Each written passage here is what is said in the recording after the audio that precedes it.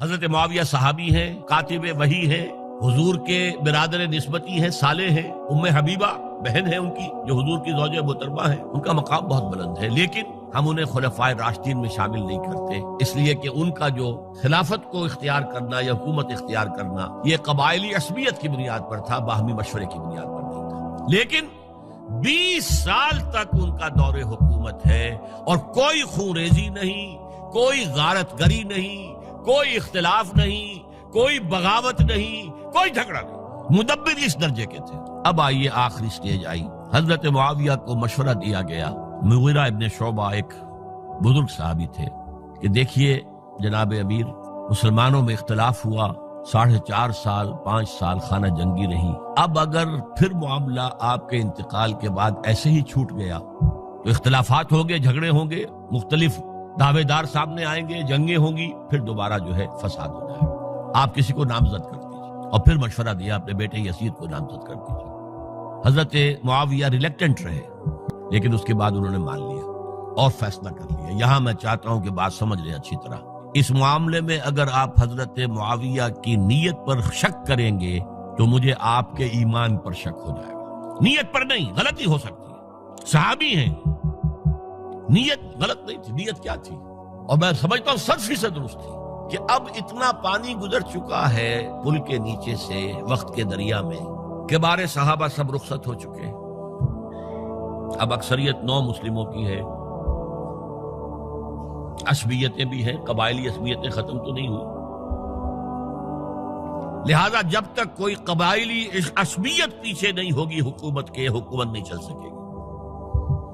یہ ابن خلدون کا لفظ ہے، عصبیت، کوئی چیز جو جوڑے آپ کو۔ تو دینی عصبیت اب کمزور پڑ گئی ہے، اس لیے کہ حضور نے جن کو تربیت دی تھی وہ اب گئے، اکثر و بیشتر گئے۔ اب اگر ایسے چھوڑ دیا گیا اور کوئی قبائلی عصبیت پشت پر نہ آئی تو پھر خانہ جنگی ہوگی، 5 سال تک ہوئی۔ اس بنا پر انہوں نے اسے صحیح سمجھا۔ آپ اختلاف کر سکتے ہیں، صحابہ کی رائے سے اختلاف ہو سکتا ہے، لیکن آپ ان کی نیت پر شک نہیں کر سکتے۔ بہرحال واقعہ کیا ہے تاریخی اعتبار سے کہ یہ 10ویں سال میں نامزد کر دیا یزید کو اپنے بعد خلیفہ کے لیے، ولی عہد۔ اس وقت تقریباً سب نے بات مان لی سوائے 5 افراد کے۔ وہ 5 افراد بہت اہم تھے، بہت اہم۔ ابو بکر اہم ترین آدمی تھے، ان کے بیٹے عبد الرحمن ابن ابو بکر۔ عمر نمبر 2 تھے، عبداللہ ابن عمر۔ زبیر عبداللہ ابن زبیر۔ عباس عبداللہ ابن عباس، اور حسین ابن علی۔ حضرت حسن کا انتقال ہو گیا تھا۔ اہل تشیع کا کہنا یہ کہ زہر دیا گیا، واللہ اعلم، میں کچھ نہیں کہہ سکتا، میں کوئی تاریخ کا محقق اس معنی میں نہیں، میں موٹی موٹی باتیں جانتا ہوں۔ بہرحال انتقال ہو گیا تھا، 5 آدمیوں نے نہیں مانا، لیکن دیکھیے یہ تھی تدبر کی بات حضرت امیر معاویہ کی۔ کوئی دباؤ نہیں ڈالا، کوئی جبر نہیں کیا، کوئی کسی کو نقصان نہیں پہنچایا کہ نہیں مان رہے تو یہ کر دیں، نہیں۔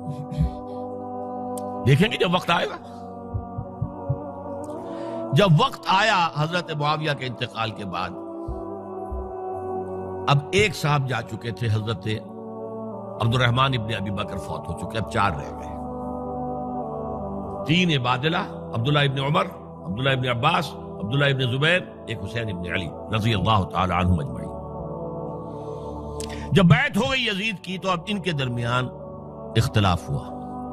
یہ بات اچھی طرح سمجھ لیجئے، تاریخی حقائق، موٹے حقائق کو چھوڑ کر باریکیوں میں جب پڑھتے ہیں تو معاملہ غلط ہو جاتا ہے۔ موٹے حقائق کو سمجھیے، جیسے کہتے ہیں میکرو اکنامکس اور مائکرو اکنامکس۔ میکرو ہسٹری جو ہے، 2 ایک طرف ہو گئے، 2 ایک طرف ہو گئے۔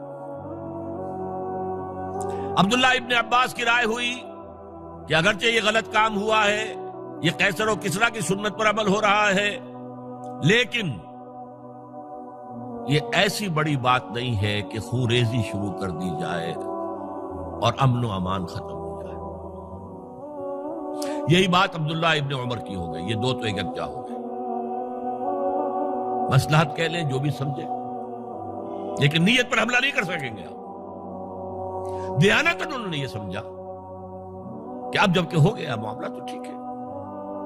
حرام مطلق تو کہیں نہیں لکھا ہوا قرآن کے اندر کہ بیٹا نہیں ہو سکتا، کہیں نہیں لکھا ہوا.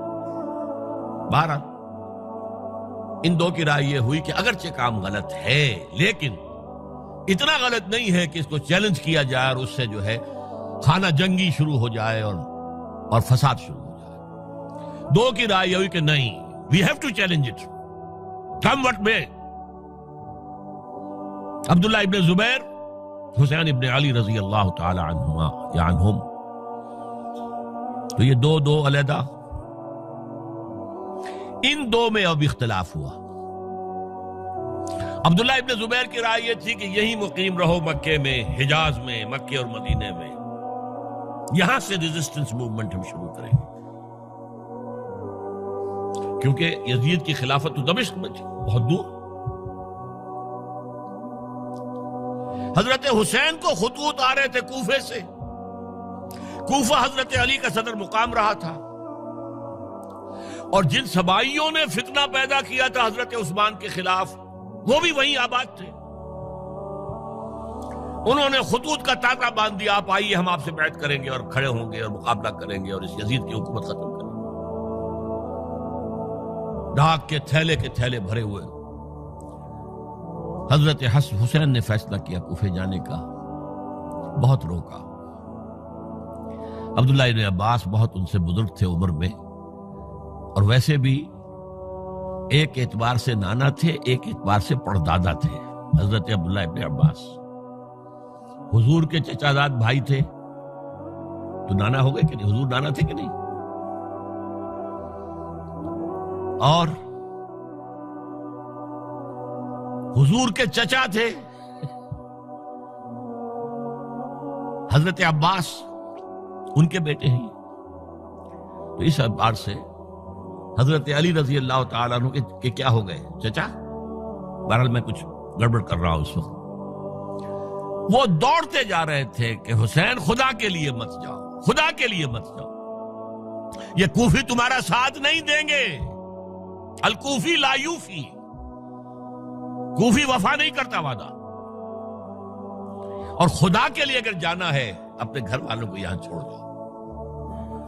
بس حضرت حسین پر رضی اللہ تعالی عنہ جو ایک کیفیت تھی، انہوں نے سب باتوں کو نظر انداز کیا. وہاں ہزاروں لوگوں نے مسلم بن عقیل جو حضرت حسین کے نمائندے کی حیثیت سے پہلے گئے تھے، ان کے ہاتھوں پر بیعت کیا. وہ خطوط آ رہے تو اور بھی بات پختہ ہو گئی. ابھی راستے ہی میں تھے کہ پتہ چلا کہ ابن زیاد گورنر بن کر آیا ہے، اور اس نے جو وہاں پر تشدد کیا ہے اور ڈنڈا برسایا ہے، سب بیعت توڑ کے گھروں میں چھپ گئے. اور مسلم بن عقیل جو ہیں وہ بے یار و مددگار شہید بھی کر دیے گئے. حضرت حسین نے ارادہ کیا کہ واپس ہو جائے مدینے کی طرف. اب مسلم بن عقیل کے بیٹے جو ہیں، وہ عرب کی ایک غیرت ہے، ایک آنر جسے آج کل کہتے ہیں، ہم اپنے باپ کا بدلہ لیے بغیر نہیں جائیں گے. اور حضرت حسین کی شرافت اور مروت، یہ لوگ میرے ساتھ آئے تھے نا، میرا ساتھ دے رہے تھے، اب میں ان کا ساتھ کیسے چھوڑوں؟ بہرحال وہ حادثہ فاجعہ ہو کر رہا، اور اس میں سب سے بڑا سبب جو بنا ہے وہ میں چاہتا ہوں جس کی طرف کسی کی نگاہ نہیں گئی.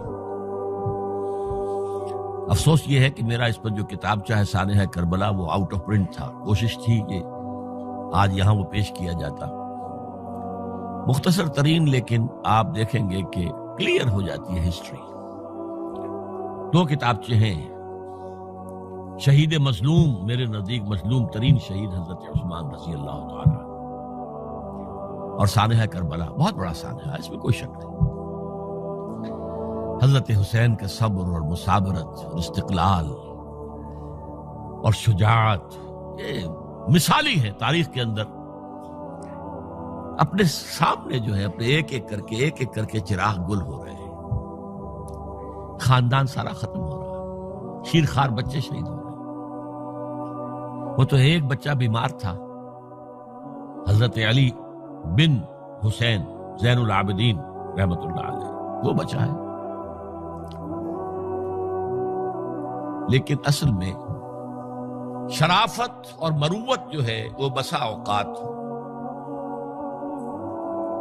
اپنی شرافت کی وجہ سے مار کھا جاتی ہے۔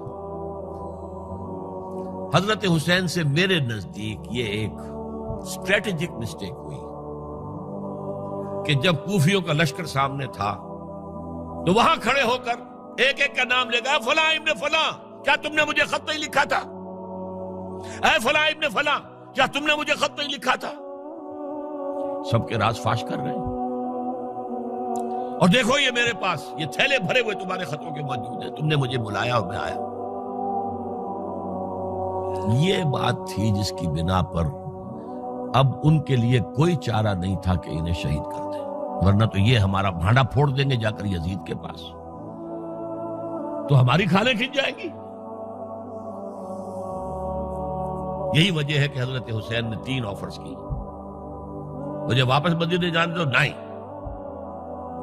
مجھے یزید کے پاس جانے دو، نہیں،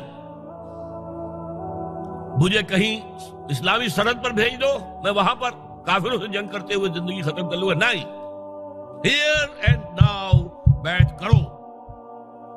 یہ حضرت حسین کی شرافت، غیرت، حمیت، مروت اس کے خلاف تھا، لہذا انہیں شہید کیا گیا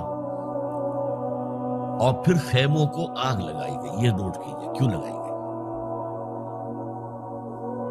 اگر تو یہ غصے اور انتقام میں اور وینجینس میں ہوتا تو حضرت علی بن حسین زین العابدین کو بھی شہید کرنا چاہیے تھا، نہیں کیا۔